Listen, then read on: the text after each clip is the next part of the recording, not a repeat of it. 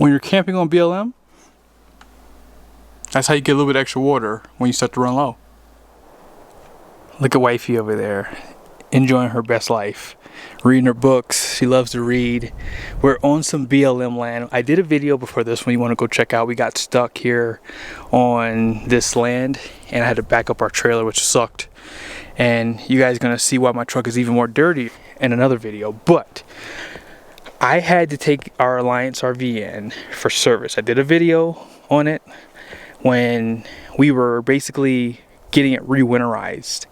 It was leaking out the back when we were cleaning out the shower. So I took it in, had them take a look at it. They found the problem. Let's go ahead and go inside. What's up, buddy? What's up? Ready to do your video? Yeesh. Oh, a little dirty. Sorry about that. We just got back from some hike, so everybody's resting. But if you didn't watch the last video, I noticed that when we put water on the side of the shower here, I think water was going out the back. But they said that they fixed the drain here, and I'm not sure if they still took my advice and basically hit this wall with the water. So I'm going to check that, because again, I'll be honest with you guys, we had a camping trip ready to go, so I didn't bring it up. So they did say they fixed the drain here, and that could be the culprit of why it was leaking so bad. It was pretty bad, actually. And what I'll do now is I'm going to show you guys the repair order, that way you guys have an idea. But going from a 40-foot fifth wheel to a travel trailer has been challenging but welcoming.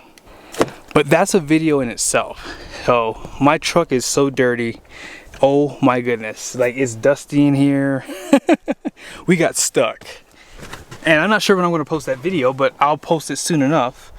But here it is, the first repair order.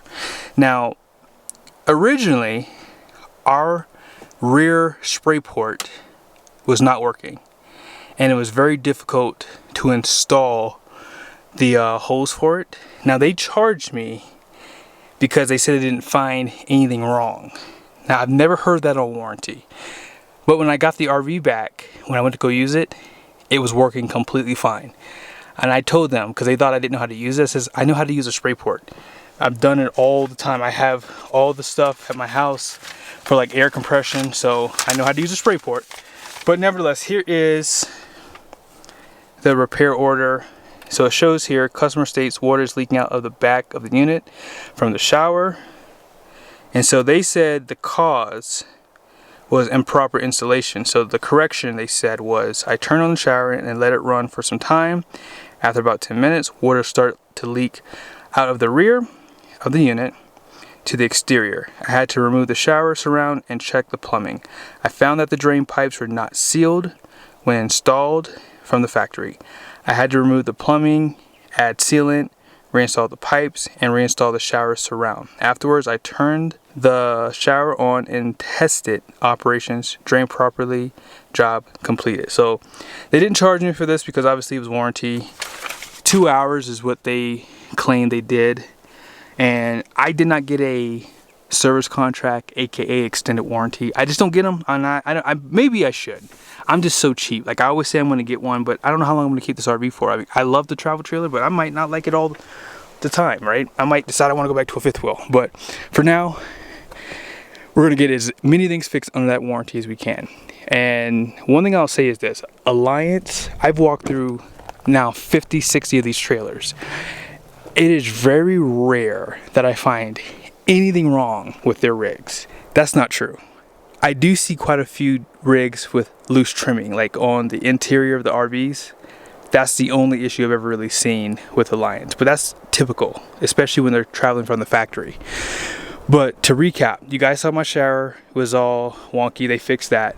But the other issue that I talked about that they charged me for because they said it wasn't broken was my spray port. So here's what I was talking about. So when you pull this out, right, this is pretty easy stuff. So you put it back in. I could do it with one hand. Now out back, it took me like almost a minute to get this in out back, and they said that they didn't do anything, but I'm promising you they fixed it.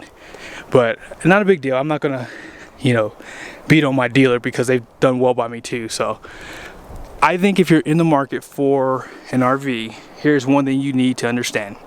Alliance is probably one of the better RVs out there, and they're still going to have problems. It's still an RV. It's still put together very quickly and very cheaply. It's not a car, so do not think that by me doing this video I'm saying that Alliance makes a terrible rig, because I've literally heard of people driving off the lot, going camping, filling up their freshwater tank, and it falling out the bottom of the RV. I haven't had any issues. I've put over 3,000 miles on this rig in less than like 4 months. And so we've used it. I've touched every part of it already. We've used the solar system. We have a 40 amp controller. We've filled up the freshwater tank. We've used a black tank flush, no leaks from that. The tires are great. They give you Goodyear endurance tires from the factory, which is pretty rare. And we did add this slide topper, which was pretty easy. They give you the prep for that. And yeah, I've had no other issues with this rig, and I'm pretty sure as we continue to travel, we continue to use it, we'll probably find one other thing wrong with it, right? The roofing is PVC, very durable. I've already washed it off once, and it actually cleans up very quickly compared to what I had with my Keystone Cougar, which is like a rubber roofing. But yeah, as I've said, Alliance makes a really good RV. You're still gonna have problems, but I will say, I see better quality out of this compared to my Keystone Cougar. One thing I like about this Alliance right out of the gate, it doesn't have that weird smell that RVs have.